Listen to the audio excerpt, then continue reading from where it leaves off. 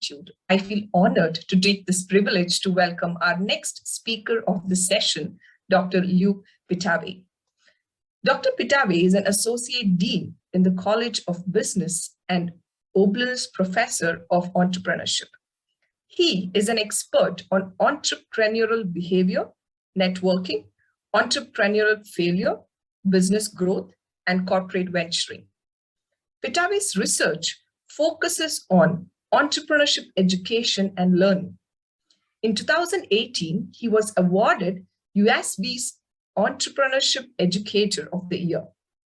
That research is beneficial to his students as it informs the design and development of the classes he teaches in various ways. Pittaway is not only making an impact in the classroom, but is also working outside the classroom to provide opportunities for students through the Center for Entrepreneurship. The center has expanded opportunities for entrepreneurship education by implementing major and certificate programs which are available to all students on campus.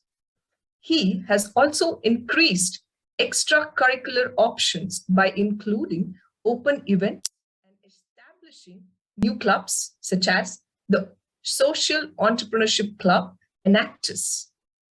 An academic entrepreneur, Pittaway helped found and lead 3 centers for entrepreneurial research and education: the Institute for Entrepreneurship and Enterprise Development at Lancaster University, UK, the Centre for Regional Economic and Enterprise Development at the University of Sheffield, UK, and Georgia Southern University's Centre for Entrepreneurial Learning and Leadership.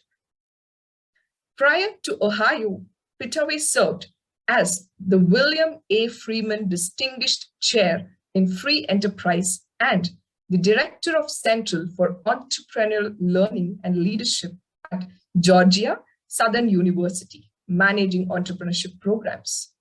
He also served on the faculty at Lancaster University, considered one of the top 5 business schools in the United Kingdom. While there, he completed a funded research project for Economic and Social Research Council's Advanced Institute for Management. As a research coordinator, Pittaway successfully expanded the business development unit into a research-led institute.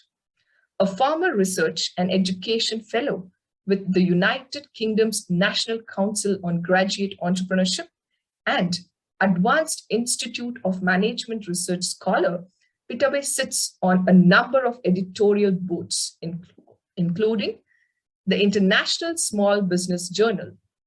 Dr. Pittaway collaborates with the UPS Store's annual Small Business Survey, providing expert advice and interpretation of data for the media. Dear sir, it gives us immense pleasure to welcome you to deliver your talk on theories of entrepreneurial opportunities and their impact in ideation techniques. Over to you, sir. Well, thank you very much. That was very kind introduction. And you have things there. I mean, I've obviously been in the UK and now in the US as a professor of entrepreneurship, and have been involved in lots of different things. And some of those things I've completely forgotten. So thank you very much for that very wonderful introduction. So I have slightly changed tack in terms of my presentation. I'm going to share my screen and just quickly while we get going. So let me start. Okay, so you should see my screen. Yes, sir. Okay, so is there everything okay? You can see well? Yes, sir. Yes, Yes. sir. Yes. Okay, so I did write a book chapter on oh, what have I done? Is everything okay? Oh, I don't want to stop. Okay, something's gone wrong here. Just bear with me for a second. I'll just try sharing again here.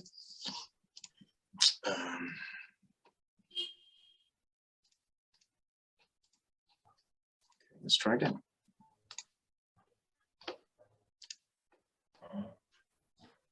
I've got the subtitles on. Does anybody know how to turn that off?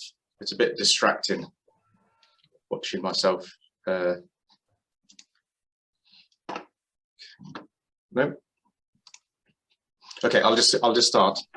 Okay, so basically, my original talk was to be about ideation and ideation techniques, and I changed up my focus a little bit.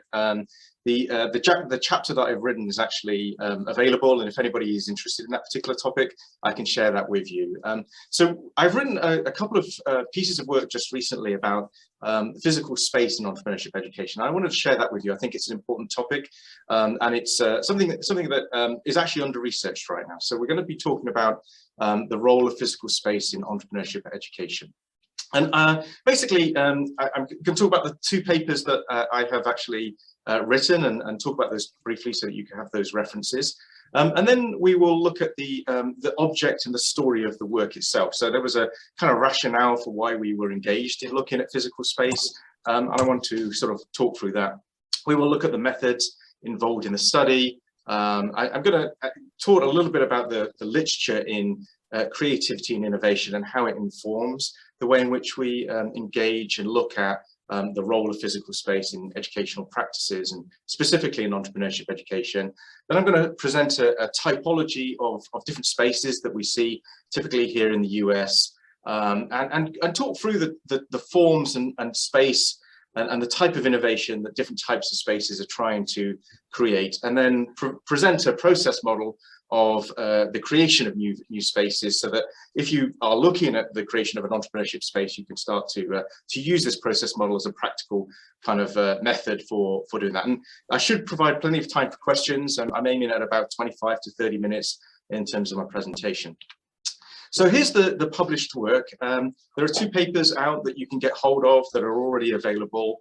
The first one is University Spaces for Entrepreneurship, a Process Model, and that is in the International Journal of Entrepreneurial Behavior and Research. That's the main piece of work that we have published on this particular topic. And then the second topic, the second paper, is on Spaces for Entrepreneurship Education, a New Campus Arms Race, and that's in Annals of Entrepreneurship Education. It's more of a book chapter that just takes forward some of the things.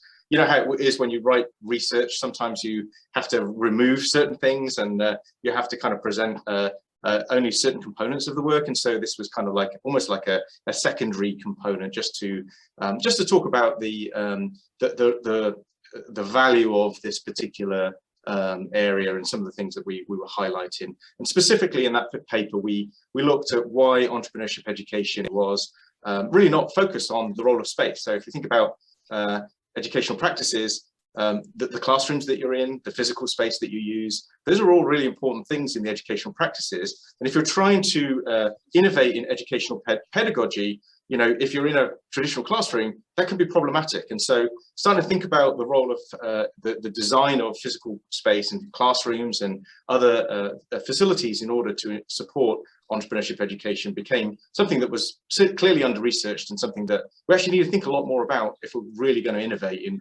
educational practice. I just want to check everybody can hear me okay? So, are we good? Yes. Okay, excellent. Okay, so I just want to give a few of the trends in entrepreneurship education research just quickly, so you get a sense of why this topic is important. So, you know, what we've seen is a movement away from focusing on venture creation to also focusing on entrepreneurial mindsets. So, you know, we had that, the previous speaker was just talking about some certain things that we were looking at, where we could see that we were actually engaged in the role of mindsets. How do we actually change people's mindsets? How do we develop mindsets? How do we encourage them to be more entrepreneurial in a social context? And so entrepreneurship education has moved away from simply talking about the venture creation process to much more focused on the mindsets and the way in which we you know, encourage people to engage in just generally being more entrepreneurial, regardless of the context within which they operate. So the second kind of thing that's happening is there's a desire to kind of innovate in pedagogy. So when we talk about educational practice, we often think about types of learning that we're sat there, we're talking, the professor is basically lecturing the students, and that's what we would call about forms of educational practice. We're engaged in trying to really kind of transfer knowledge and to share that knowledge with people. But entrepreneurship education has kind of progressed into really trying to engage people in building up skills and competencies for actually engaging in practice by doing things through and for. So this is where you may do a venture planning course, or you may do an actual startup in the classroom, something that is actually engaging the establishment of entrepreneurial actual skills. And then finally, we have an embedded approach where university-wide entrepreneurship programs getting off the ground, and we're starting to embed entrepreneurship in different disciplines. And so if you're trying to embed entrepreneurship education in, say, chemistry or biology or physics, what does that look like, and how do you go about doing that? And so educational practices have really kind of changed in order to recognize that you need to embed entrepreneurship in disciplines that already exist. The other thing, I mean, obviously this international conference is a good example of this. Entrepreneurship education is spreading worldwide. It started off, in the 50s in the US, and it's expanded in the 70s and 80s in many countries in Europe and in the US itself. And, obviously in many countries now, entrepreneurship education policy is driving universities towards the establishment of entrepreneurship programs, of centers, of building up all sorts of different things in the ecosystem to support universities to be engaged in training the next generation of people to be much more entrepreneurial. We also see a spread of entrepreneurship programs across campus. And so what we're seeing, this is something that we were seeing in Sheffield. We would be embedding entrepreneurship in lots of different programs across campus. The problem then is, how do we get the students to actually meet each other? What are we doing to engage educational practice in such a way that these students that are trying to do things together from engineering and business and from chemistry, from art, from sculpture, how do they actually meet? How do they engage in something that's going to be valuable from a practical point of view? And often spaces are coming up as the solution to that problem.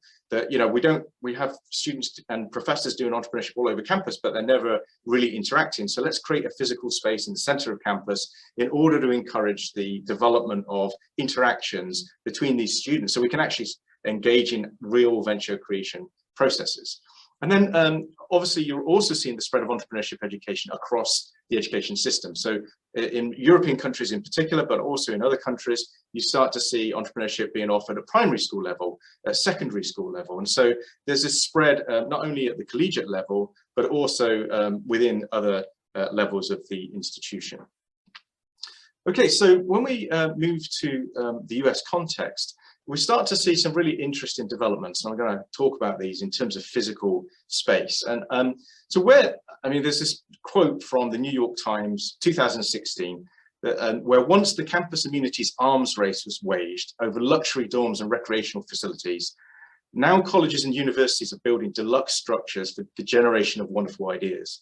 They and their partners in industry are pouring millions into new buildings for business, engineering, and applied learning that closely resemble the high-tech workplace itself, inspired by the minimally partitioned spaces of the garage and the factory. So the point here, the New York Times did an article on this, is that universities in the US are spending enormous amounts of money on building physical space to support innovation and entrepreneurship.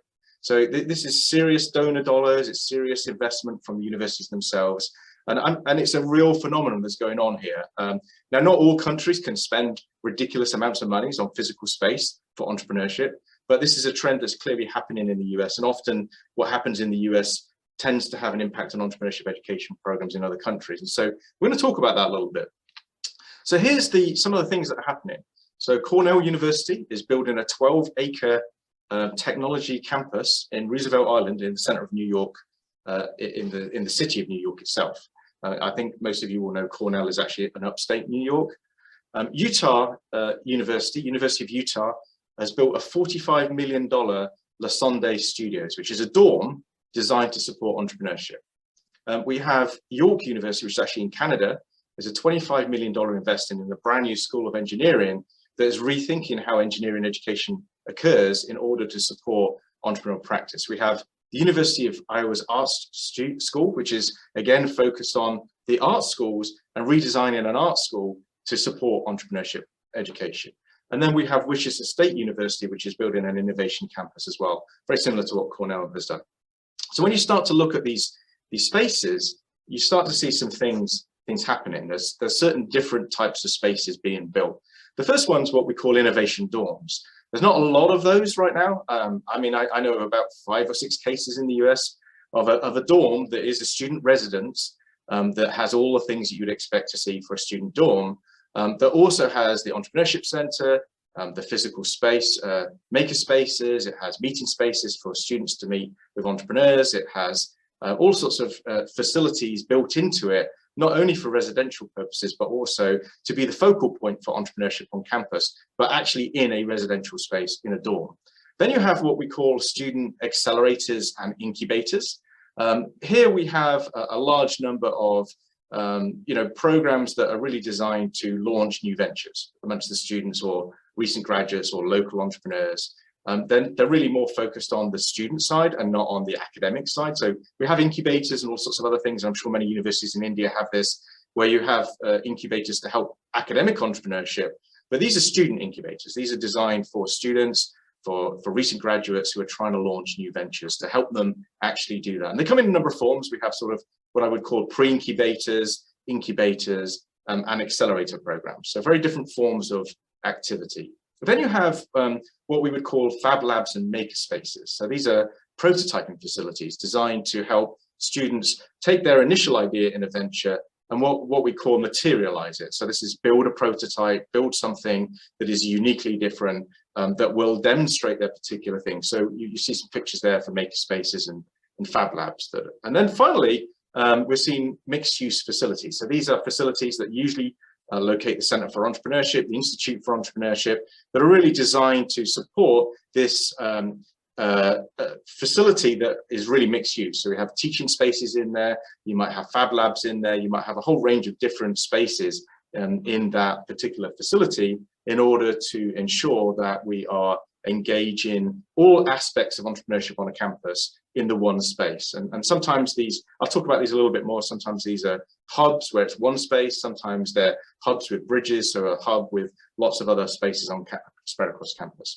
So this is the topic that we were interested in, and I'll explain why we were interested in it. So this is what we were doing. We were building a space ourselves in the library. So we have built a $1 million project, it was, in the library. Third floor of our library. I'm actually stood in it right now. This is where I am located now. And you'll see that we had a student team involved. We have a number of female students and they decided pink was a good color. And it was really fascinating to see that, because we have corporate colors. Our corporate colors are different shades of green. So they managed to break the university's kind of expectations on that. So this space, you see a few pictures here. It's difficult to really show what the space is like on these pictures, but just give you a sense. We have a maker space, which is the light green. We have ideation spaces, which are the dark greens. We have an pre-incubation space for student entrepreneurs, which is the pink. We have the Center for the Entrepreneurship, which is the purple. And then we have a large meeting room, which is the orange. And then the blue space is an event space, and when it's not being used for events is open for teams and lots of sort of mobile usage of different things. And then there's a classroom. So the gray square at the top is a classroom that has been set up for all the entrepreneurship classes, are basically, or the innovation, ideation, innovation classes are in that space there. So for us, we're like, well, we want to build a space. We're gonna do this. This is now done. It's 2 years. Actually, it's probably 4 years since we started this process, and we now have built it and it's operating, and lots of students are using it. But in order to really kind of do that, we're like, well, we really need to know how to actually build a space like this. What does it take to do this well?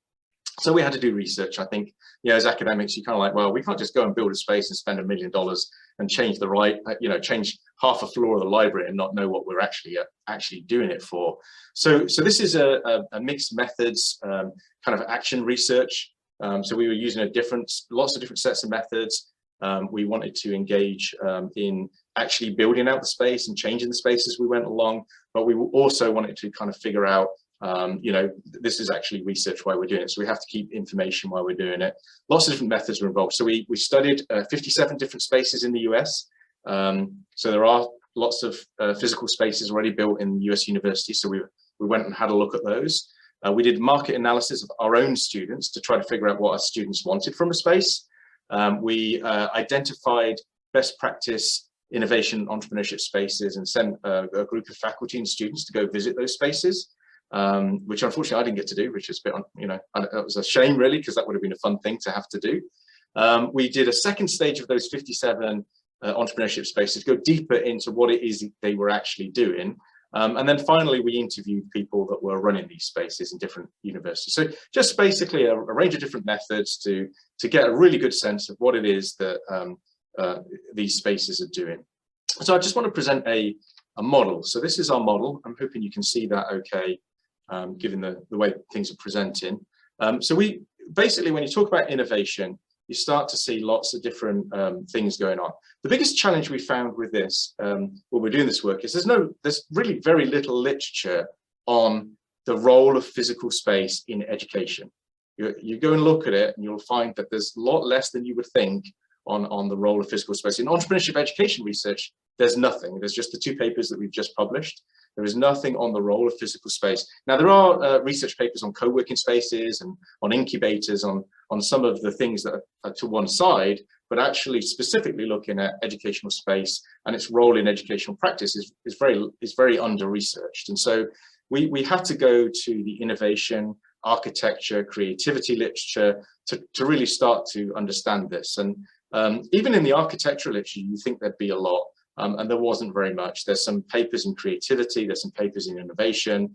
It seems like a lot of the practice here is in the professional domain, within professional architect practices that are sharing their practices. So anyway, we managed to find literature, and that's in the paper. And what we basically were able to identify is this model. So there are different forms of innovation going on. You have cognitive forms of innovation. So this is, you know, the stuff that's to you personally, your ideas, the things that you are really focused on. Then you have social forms of innovation. So social forms are requiring you to interact with other people, standing around, brainstorming, doing ideation techniques, thinking about stuff, really trying to create stuff through working with other people. Then you have to have supporting things. So there's programming that needs to be in place. There's configuration of the space that needs to be in place. So these are supporting forms of innovation. And I think uniquely to entrepreneurship education is the materialization component. So the materialization component is these makerspaces. It's taking the ideas and turning it into reality. It's doing something with it. It's actually building prototypes. It's building out your minimum viable product. It's doing the things that actually take the idea from something that's simply an idea to something that is actually going to happen. So what we see is these different issues, and I'm going to talk through each of these individually, that guide why or how space should be designed. So the first one is configuration. So configuration is really about, you know, how you lay out the space. So, you know, you work into a typical university building, you'll find that it still follows the, you know, dark ages design of little cells for professors along a long corridor. So if you're working in a university that has a long corridors and lots of little rooms for your professors to be in, you know, you're still about 400 years out of date, I think. So that is a typical kind of like design. Whereas when we start to think about innovation, we start to say, well, actually, that doesn't work very well. So what really starts to work is actually having communal space. It requires having, you know, private space that circulates the central space, and the central space needs to be where the open plan activities happen. So there's a lot more focus on the design, setup, flow, and organization of space. So how space is adjacent to each other. Focus on the role of communal space and access to communal space, making sure that you're more open plan, but not totally open plan. And we'll come back to that. Having flat structures, removing walls, reducing corridors. Typically circular and radial designs, configurations are considered to be more effective for creativity and innovation.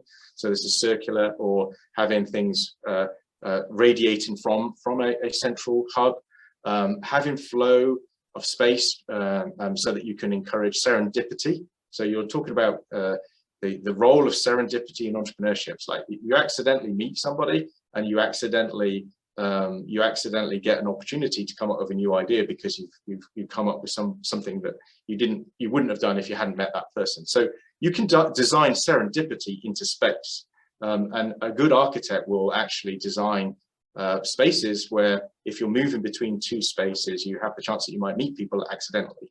And then this idea of mixed configuration. So you have some formal space, but you also have a lot of informal space, and you have deliberate design to have flow from the informal to the formal and from the formal to the informal. So how you configure the space is really important. The next one is biophilia. So biophilia is really all about the role of the external environment. So apparently, and I think this is true, we're much more innovative if we have connection with the outside world. So when you're designing a space, actually thinking about the role of the natural environment in the space becomes important if you want to encourage innovation. So that means like, humans interconnectedness with their natural environment becomes important. Maximizing natural environment in the design, having, lots of plants and all sorts of different things there, using natural materials, having wood and having different materials that are more natural and less manufactured, maximizing natural light and natural views, and enhancing the visual and tactile stimuli. So there are things that you can touch and see and feel that are connections to the outside world. Becomes important if you're looking to enhance innovation space. Sociopetal is the next one. That's also clearly an important factor in encouraging innovation. Here we're talking about the design to make it human-centric so that you can encourage interaction, collaboration, cooperation. So you're really trying to make sure the space is actually doing things that's encouraging people to interact and to collaborate, to ideate, to sit down, to talk, to interact, all the things that we're not doing at the moment with COVID, unfortunately. All the things that, you probably feel most uncomfortable with right now because of COVID are all the things that innovation is telling us we should be doing if we want to encourage a space that encourages innovation. So in this type of space, it also needs to be flexible. It needs to be able to reconfigure it, move it around, have different configurations, do different things, have a meeting of 2 people or a meeting of 10 people. You need a range of forms that interact with building design. So, it's recognizing that space will be used for different purposes, that you are encouraging interaction, avoiding, somebody kind of just going in a space and owning it and saying, this space over here is just an office that only the professor can use. Or this space over here is going to, one person goes in it, it's a meeting room, they close the door and they don't allow anybody else to use it. So creating modifiability so that you can change things around. The lighting, the walls, the seating, the layout can be changed. And that you bring in symbols that highlight to users that they are allowed to modify the space. Materialization, we've sort of talked about a little bit, but this is the idea of transforming the ideas into a material thing. So actually producing something. So this requires space that is going to be collaborative. So you can take from the initial idea to a team-based ideation. It requires gestation space so that you actually do have quiet space to think, to reflect, to learn. And this is one of the things we learned from a lot of the spaces we looked at. They were missing out on the idea gestation piece. It's like you do need individual space and you do need quiet space. A lot of these spaces are open plan and you don't have very much kind of quiet space. And so it's not really that conducive to innovation because you don't have ideation, gestation, and engages in materialization of sensory experiences. So this is where you're able to build prototypes, build models, build designs, do pictures. It's enabled, the ability to build something is enabled in the space. Another thing that kind of comes across quite strongly is these spaces typically kind of tell the user that you're supposed to be being innovative, and the role of technology becomes important. So how technology is incorporated into the space gives signals to users that, oh, actually, you're supposed to be being innovative in this space. So all sorts of things kind of come up here. Obviously at the moment, being able to have remote meetings in the space and bring people in from the outside into the space is going to be important. Being able to have certain technologies that indicate to everybody that this space is actually designed to be innovative, to be smart, to be clever. Interesting, I put here, but this is really, to do with the aesthetics of the space. So how do you, creative space is interesting space. So how do you bring in, complex spatial forms, ornamental attractions, shapes, visual things that make people want to actually engage with the space? How do you do that? What are the sculptures? What are the structures? What are interior design is designed to symbolize this space? And finally, symbolism. So we're talking about innovative space that actually provides value and meaning. You might see all the logos of all the entrepreneurial businesses that have been created from the space. You might see the values and missions slammed all over the wall saying, hey, you need to be innovative. It's symbolizing to the user that stories in the space, that stories about the innovation of the university, how the space is defined to encourage the user to actually use it. And then finally, a space isn't any good if it doesn't have effective programming. So it's all very well, this happens a lot in the UK, you build these spaces that are really designed to be kind of innovative, but then if there's no programming to encourage people to be innovative, there's no clubs, there's no organizations, there's no accelerator program, there's no incubator program. If the programs aren't there, then the space isn't going to encourage innovation. So it's all very well having a built space, but if you don't actually have programming that's designed to effectively create that space, create innovation or assist innovation in the space, then you may as well forget it in terms of what you're doing. So we take all these things, these areas, and we look at the different types of space, and we map them against the model, which is presented in this one. And what you basically see is a typology. So you've got spaces that are designed to create idea gestation. So these are obviously much more on the cognitive side of innovation. You have idea sharing spaces. These are clearly much more on the social side of innovation. You have incubators and accelerators. And as I said, incubators and accelerators are pre-incubators, incubators and accelerators are all different. And so they do slightly different things depending on the specific type of number two. So there's three different forms of space there.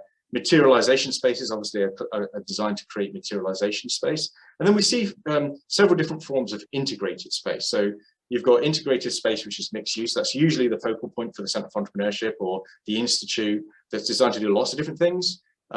You have integrated space that is trying to connect things across campus. So you've got a big campus, you've got lots of prototyping labs in different locations. This is a bridge or a hub that is designed to connect these things together and become the organizing function for the entire ecosystem on the campus. And then finally, you have these dorms, which are fairly new, I would say, as we talked about. There's probably only about 5 or 6 of these in the US right now. So then you end up with a process model. So if you want to create a space like this, what do you do? I mean, what did we follow when we tried to do this? So the first thing that seems important is, what is it that you're actually trying to do? Why are you doing the space? So as you can see, there's all these different forms.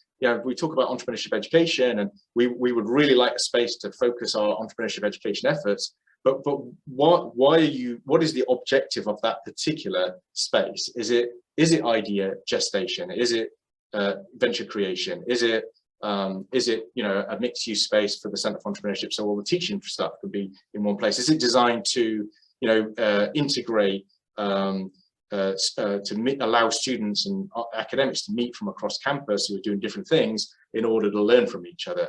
Or is it designed to engage the community in the university? So the objectives of the space really influence, obviously, what you end up doing. The target audience, who are you doing it for? I mean, over here, a lot of these spaces are created because we have donors, and the donors want to contribute. And so, they talk to the donor, find out what the donor wants, and then build the space. Obviously, you want to find out who's going to use it, why they're going to use it, and ensure that the space is actually effective. You can go to some of these universities, spend millions of dollars building physical space for entrepreneurship, and it's completely not being used. There were several places we went, it's like, why isn't anybody using this? Well, we built it on the wrong place on campus, or we didn't really think about why students wanted it and how they were going to use it enough, and so they're not using it in the way we thought they would. Obviously, it is important to assess performance. You wouldn't believe how many of these places do not have metrics to judge whether or not they've been successful.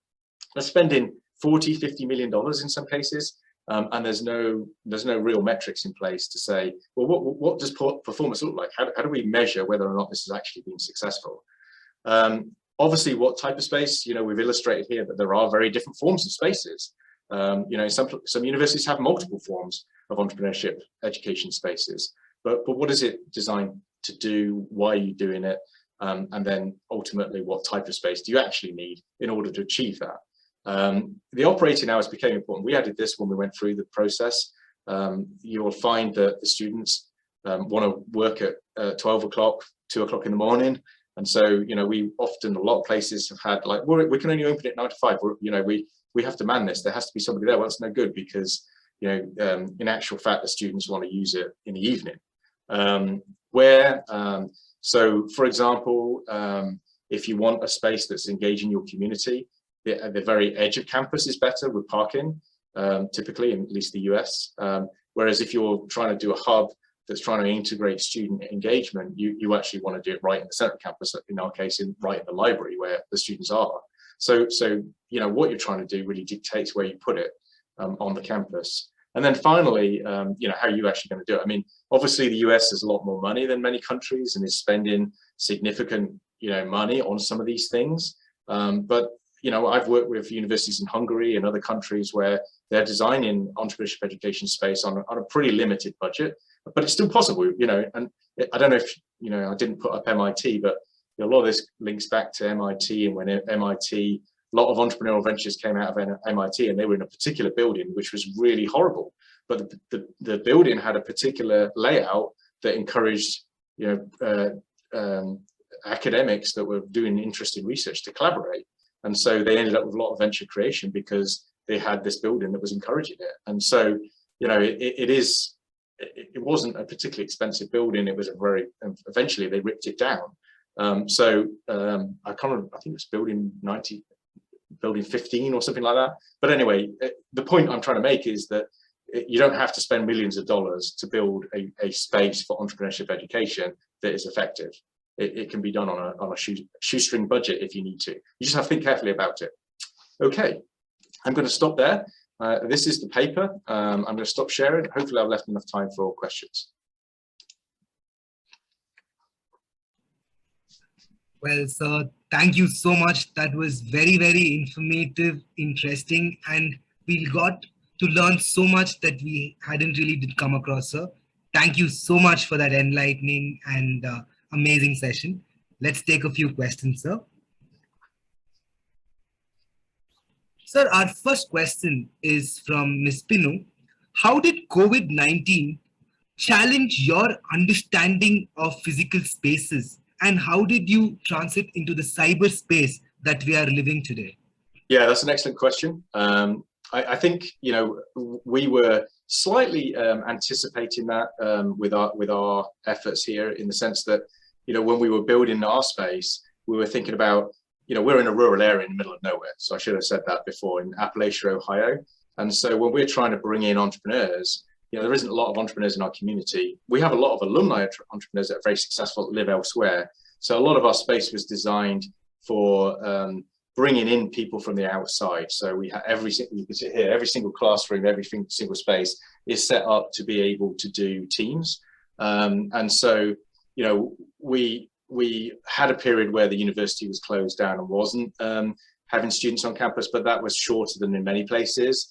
And so, obviously, as students are using the space here, they're able to bring in people from the outside. So, I mean, for example, I'm using the classroom right now. We're actually in classes. We have physical presence in classes, but we also have students that are on COVID protocols that can't attend classes, and we have professors that can't be there. So we still have the ability to do hybrid effectively in all the rooms. So that's helped a lot. I would definitely encourage that going forward. I mean, if you're going to do a space, recognize that this is the future, that we're either going to be doing a lot more remote or a lot more hybrid. Obviously, we closed the space for a period of time. I mean, it was closed. The whole campus was closed for a year, and we had to lay off our program manager. So I'm not pretending there wasn't any effect, and we predicted everything.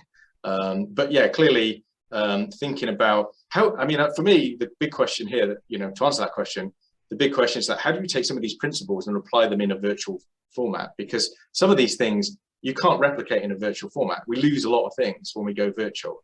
And so, we've done some great things, but, how do you encourage serendipity in a virtual environment, for example? I think that's really hard. And so we've lost a lot of things when we've gone entirely virtual that we have to probably recover when we get beyond the pandemic, and reckon, or try to find ways that the virtual can still manage to do some of those things. Because you can't, wander down a physical space and just bump into somebody and have a conversation, sit down, have a coffee, and then end up with a new member of your team that you're going to launch a business with. You can't do that in the virtual. So we're all isolated. We don't have those opportunities anymore. That for me would be a pretty big barrier to future innovation. Well, sir, that was really well articulated, and it has been explained so well that I think we really understood on how to deal with this. Sir, our next question is from Dr. Ramakrishnan. He says that it's a dream for many institutions to utilize the physical space to the maximum, but many a times, especially the government sectors, they are not able to manage the space, considering the infrastructural issues, and they're not able to actually cater to everything that the space requirements are. So how do we change the mindset of the provider as well as the ones who are utilizing the space? I think we need to do much more of this kind of research and think about it a lot more. So, for example, we still have a massive legacy in our campus. We have many classrooms that are fixed lecture theatres, and yet the pedagogy for the campus has changed quite a lot. I mean, we have a lot of problem-based learning. It's not just entrepreneurship. It's many of our disciplines are doing different things, and so our physical space does not really support the type of learning that we're doing anymore, and obviously it costs a lot of money to fix that problem. So I think the first thing is, like, we have to talk about it a lot more. It's like, is this classroom actually doing what it should be doing for the types of learning that we are actually doing in this classroom? Can we, and I also think that, obviously universities in the US are throwing a lot of money at this.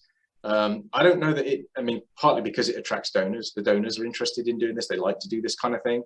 But I don't know that you need to spend a lot of money on it either. Some of these spaces are like, hey, we've got a spare room that's not really being used very much. It's kind of grotty. Let's rethink what we're doing with it. So I think you can do this on a shoestring if you think carefully about it. And I think being deliberate about the issue of how space influences the way in which we teach. So, for example, I do ideation classes, I do business plan classes, I'm doing consultancy classes. All of our stuff is in types of learning that really, if you get unfortunate enough to be given by your head department the tiered lecture theatre and you're trying to do ideation, you've got a real problem. So also mapping, being more careful about the allocation space to the type of learning that's going on, I think is also important, given that we can't just blow up entire universities and redesign everything. Wow. Thank you, sir. Again, that was articulated very well. So our next question is from Pratik. He says, because of COVID, people are mostly interacting indoors and working indoors, and this is going to impact networking in the long run. So how do we deal with this problem, sir? Yeah. I think we have to. Hopefully we'll get out of doing that eventually. It's a temporary thing. Maybe we're seeing it here. We're starting to have more, get out of the virtual and get out of being at home. But many of our university cultures have been impacted.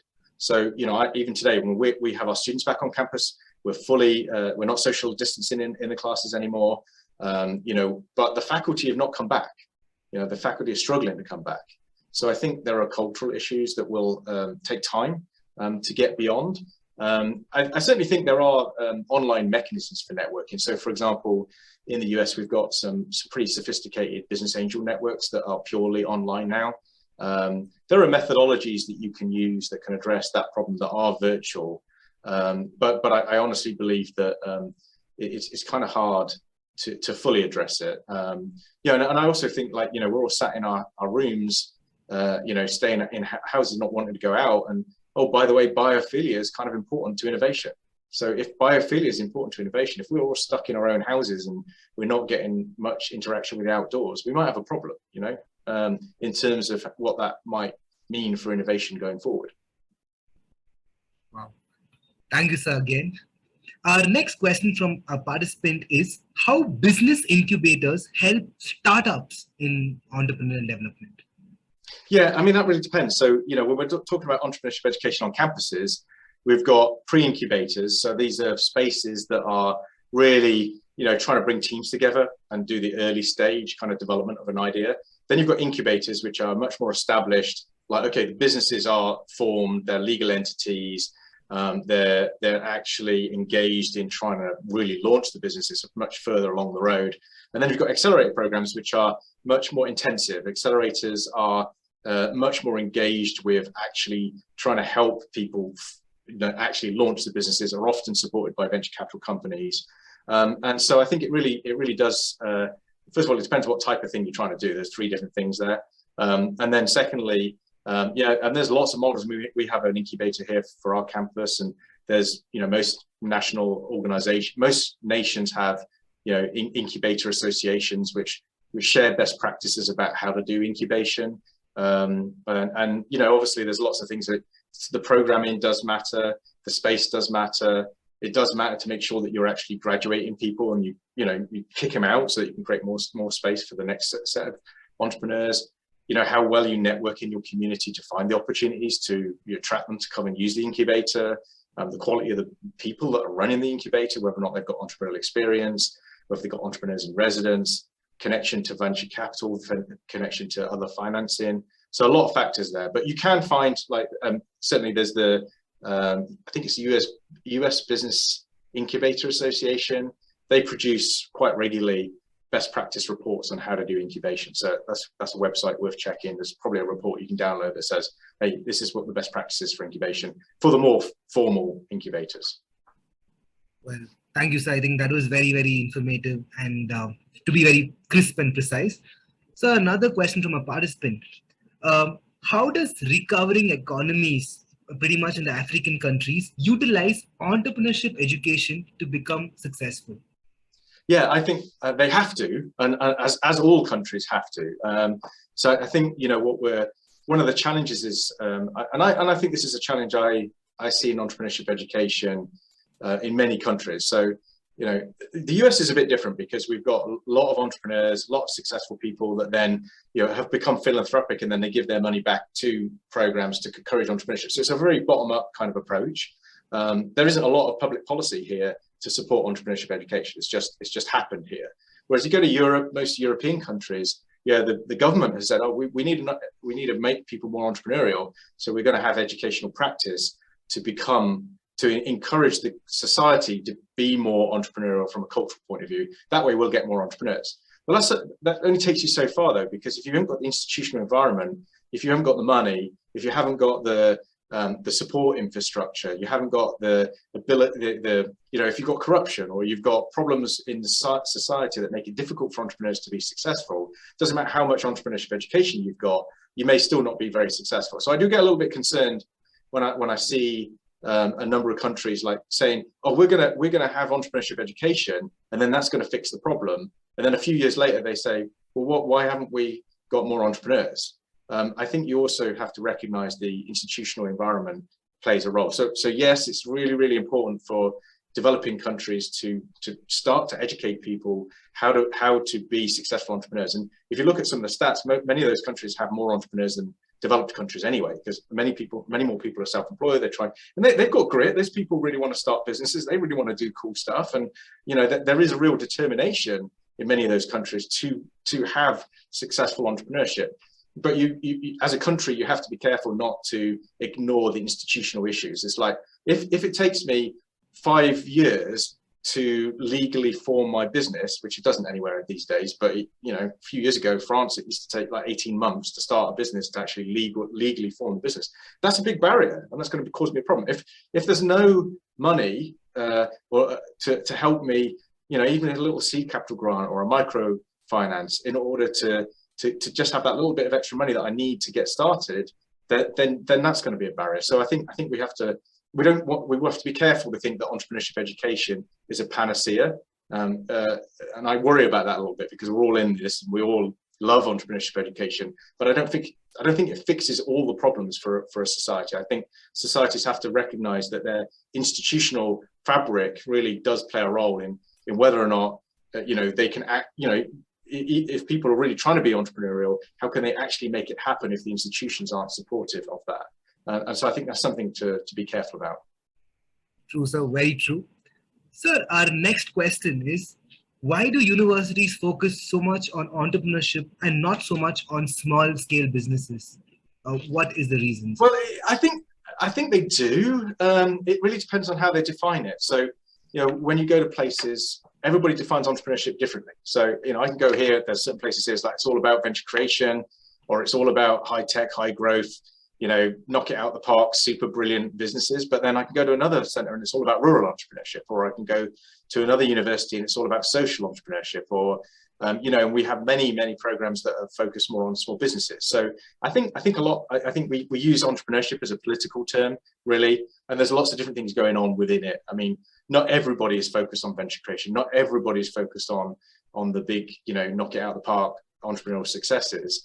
And so there are plenty of programs you can find that are focused on small businesses and helping their community with, having students doing consultancy projects with their local small businesses and supporting that small business ecosystem rather than the big entrepreneurial stuff. So it really depends on, I guess it depends on the focus of the program. And you should, I mean, if you are engaged in trying to create an entrepreneurship program, you should look at your context. It's like, where am I? What is it that needs to happen here that's valuable? And then design an entrepreneurship program around the context you're in. What university am I at? What are we good at? If we're brilliant at medical technology, medical research, then clearly focusing a little bit on medical technology and technology businesses is a good idea. If we're in a rural area and we're really strong at, I don't know, social sciences, then maybe focusing on your social entrepreneurs and on your social context and making sure that your community are doing well is more important. So I think it's really important, if you are running an entrepreneurship program, to look carefully at the context that you're in, and then build the entrepreneurship program that is going to help that context. Because that's one thing I've learned, having gone multiple different countries and multiple different universities, is it's really important to look at the strengths of the university and look at the location before you even think about building anything. Don't just copy everybody. Well, what is it that we need here before you build anything? And don't try and do everything. So that's the other thing. So there's a lot of things you can do in an entrepreneurship program. If you try to build everything, you're going to be very tired very quickly, and you're going to get grey hair and lose your hair like me. Thank you so much, sir. That was an incredible session, sir. It really enlightened us. It really taught us a lot of things that we hadn't come across, and it was truly an incredible, beautiful intellectual session, sir. Thank you very much for your in-depth knowledge and expertise.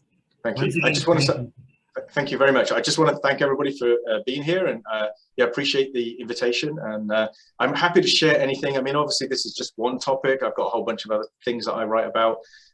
If anybody's interested in what I was originally going to talk about, which was ideation and theory, I do have a book chapter on that I've written I can share with you. It's also on ResearchGate. These, obviously, you can get hold of these, but I'm happy to email papers. I'm currently writing about or researching doctoral education in entrepreneurship, specifically in the US context, but we have some issues in that space where we teach people to be researchers, but we never teach them to be educators, and yet we're trying to be innovative educators. There are other topics there that I can share, and happy to share any articles or any information, and then you can find my work on ResearchGate as well. Thank you so much, sir. Thank you for that informative session. So, thank you very much for the invitation. Thank you so much, sir. Thank you so much, sir. Thank you, sir. I would like to now hand over the